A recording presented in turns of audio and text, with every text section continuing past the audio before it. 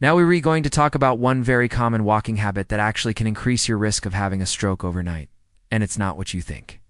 So make sure you watch this video till the end, so you understand exactly what this is all about. So let me share with you a story.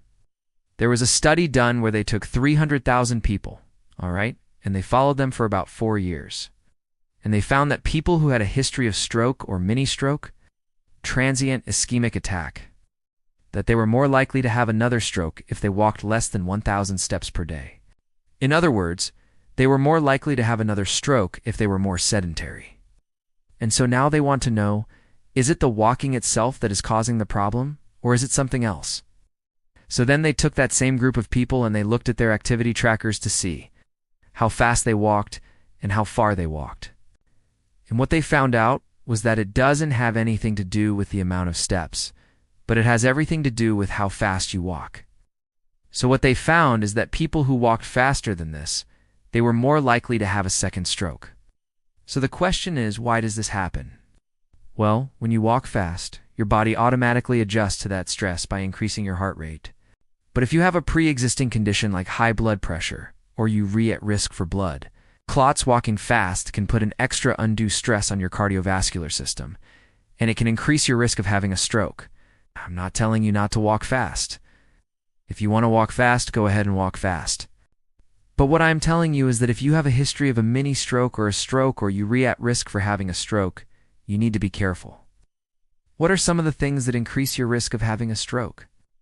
Well, smoking, of course, being overweight, having diabetes, high cholesterol, high blood pressure, and a family history of stroke. Now, if you have one or two of these risk factors, you might be able to manage them.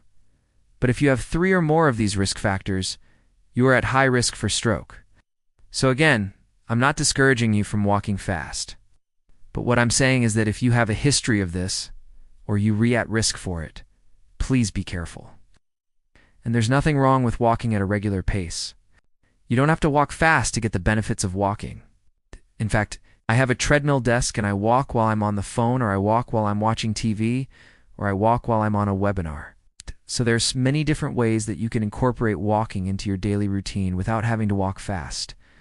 Another great benefit of walking that most people don't realize is that it helps improve your sleep. There was a study done with 168 college students, and they found that those who walked for 20 minutes immediately before bedtime had significantly better sleep than those who just stayed in bed and tried to read a book. There was another study done with 300 adults between the ages of 18 and 80, and they found that those who walked for 10 minutes every morning had significant improvements in their sleep quality, less daytime sleepiness, and improved mood.